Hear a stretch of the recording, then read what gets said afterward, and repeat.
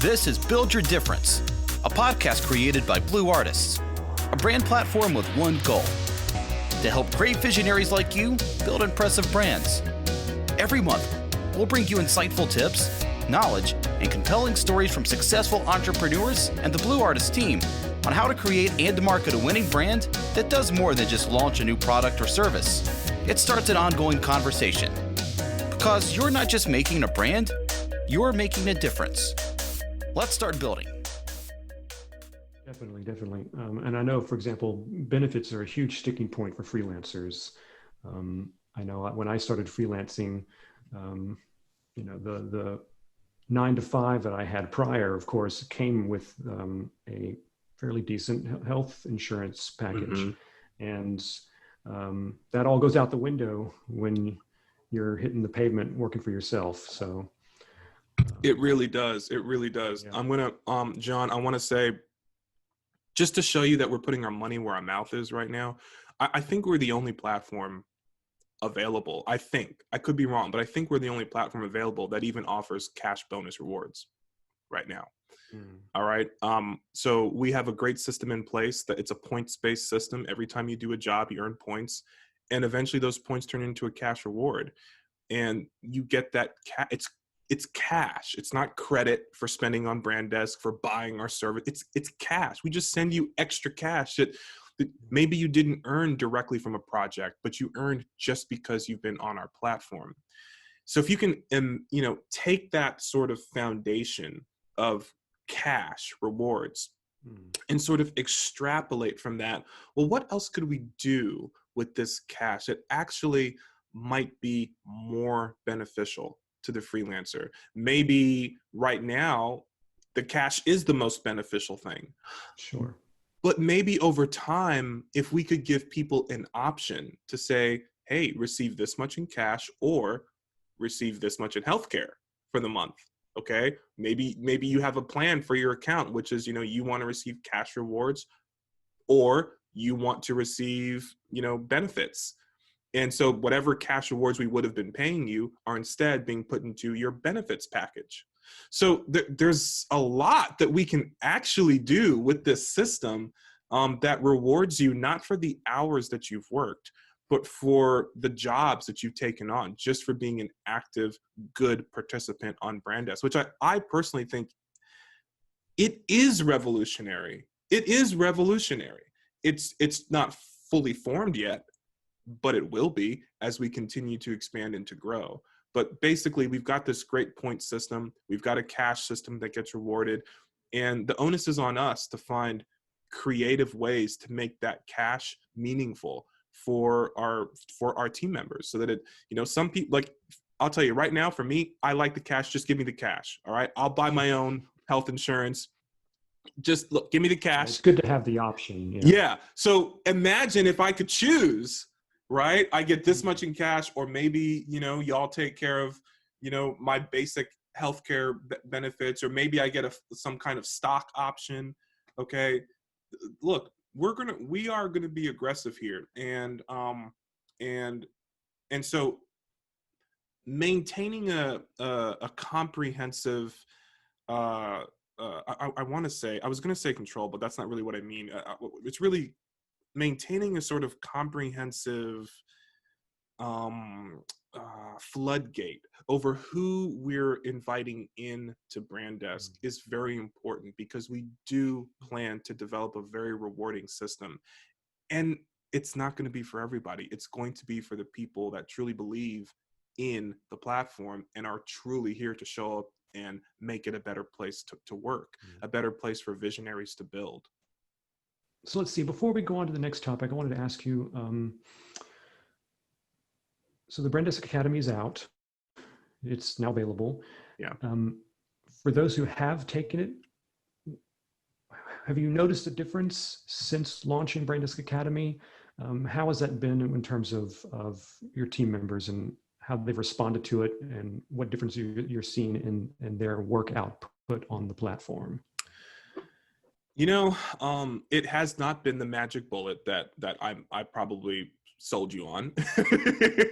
So It hasn't been a magic bullet. So, you know,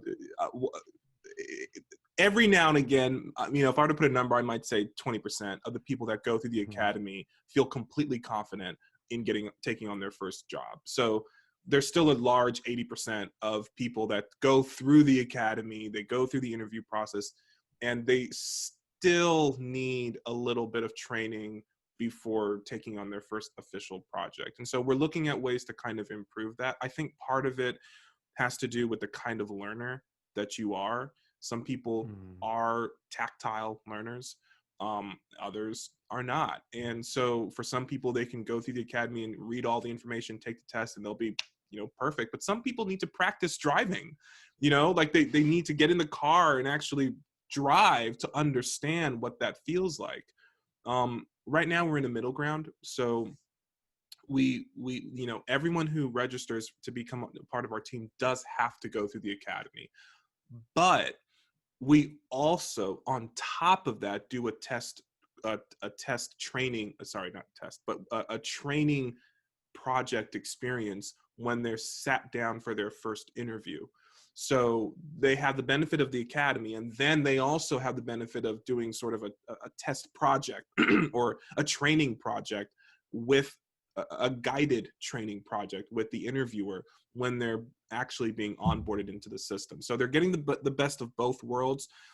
The difference that I'm seeing is that because they've gone through the academy, now they're familiar with everything that they really need to be familiar with. And it's not so much a situation where we're introducing them to concepts, but rather just an opportunity for them to apply what they've learned in a safe environment that isn't going to directly impact their score or their, you know, their pay.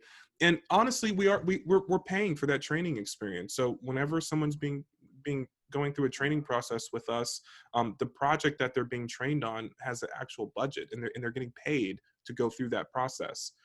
So they'll earn points and they'll get paid to go through that process. So, but they're being guided. So they don't have to worry about failure. They don't have to worry about messing up. When they get to the other side, they'll get 5 stars and they'll get paid for their time. But they would have had the benefit of being in a guided experience after having gone through the academy. Does that make sense? Yeah, it does. Yes. And I was just thinking, do the lessons that are in this academy, does the content of these lessons change depending on if, say, I'm an artist looking to be a team member who works in audio versus someone who works in creative writing, let's say? Or do the lessons kind of cover a general overview of how to best fit in with this platform? Does that make sense? Yeah, that does make sense. And actually, I didn't consider that. Maybe that's something we'll consider in the future, which is sort of further specifying the lessons based off of the kind of artist that you are.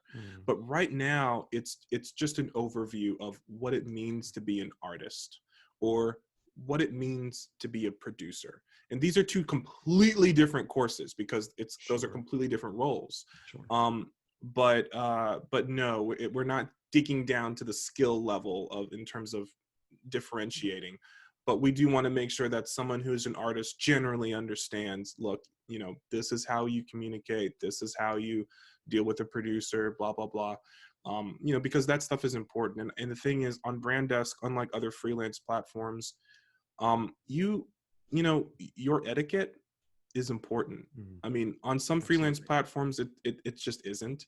I mean, there's the opportunity to get rated, but your rating almost doesn't matter in some cases. And on Brandesk, it really does matter. And it can be kind of scary, you know, because if you sometimes I've seen artists and producers communicate to each other in you know, in wonderfully professional ways. But sometimes I've seen situations where a comment might be misunderstood. A comment, you know, might be posted to the conversation thread and it's misunderstood by the receiving party. And that ends up affecting the score that's given at the end of the day. And because on Brandesk, your score directly correlates to how many points you can earn and therefore your cash reward. it matters. That's a big deal. So making sure people understand, hey, look, perception is reality, and making sure when you communicate, you're communicating in a way that cannot be misinterpreted. That's very important. So I'll tell you, an idea that I have is that we're going to probably end up putting in some kind of system that provides recommended responses.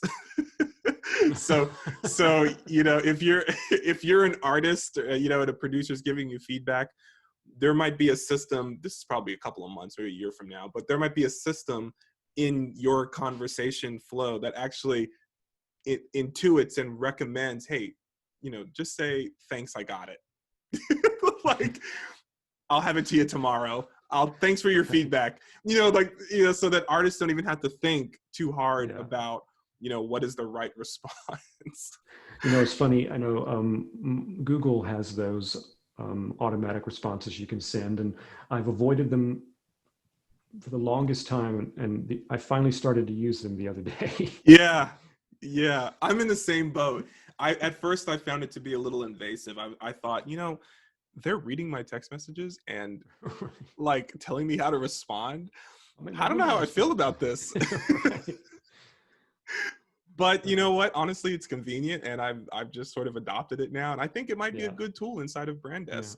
So we're gonna probably look at something like that. We might not make it so AI based, so that it's really reading. We might make it more of just sort of a database that kind of has just recommended responses for like frequently used responses, something like that just kind of shows up on the side as you're typing, and you can just choose. So but yeah, I mean, we're in this for the long haul, man. And honestly, like I said, BrandDesk is going to look like a very different place 5 years from now than it does today. And part of how we're going to get there is by making sure that we are reducing the friction for people who want to join our team and get onboarded. Honestly, anybody can join our team if you have access to sufficient technology, a good computer and a good browser that's updated, and you have the time and attention to detail to be successful working online, you're self-motivated, then we want to give you the tools that you might need in order to be successful. And part of that is empowering you, not based off of your degree, not based off of your level of skill, but just empowering you based off of the fact that you're a motivated person to start on our platform. And the academy is open for everybody. You don't have to apply to go through the academy. It's just available to you. Just go through it. And once you're on the other end, it's like an equalizer. You're now on the same footing as anybody else, regardless of your skill level. And then you'll sit down for an interview, and that's really where you have to, think about, okay, I want to present well for this interview. And then when I get to the other side of that and I'm in the platform and I'm working, at that point, assuming, you're relatively good at what you say you're good at, then we'll let the customers decide, right? We'll let the producers decide. We'll let the ratings decide who really is rising to the top. And I think that's democratic. I think it's fair. I think it's merit-based. And honestly, that's the age we're moving into, 2020 going into 2021. I mean, look, I don't have a degree in this. I know a lot of people now pursuing careers, and this is not a blanket statement, but I just happen to know a lot of people today who are pursuing careers in fields that they did not go to school for. And to me, that's a sign of where we are right now in terms of information technology, the internet, schools themselves, where education is going. I mean, I think we are well adapted, and I think BrandDesk is a great solution for kind of where we're going as a creative and professional workforce. Thanks for listening to this episode of Build Your Difference. If you'd like to learn more about how Blue Artists can help you develop a distinguished brand that inspires and engages a growing audience, then please visit us at www.blue-artist.com and be sure and subscribe to our monthly podcast for the latest tips and trends in brand development and marketing. And remember, you're not just making a brand, you're making a difference. Start building yours today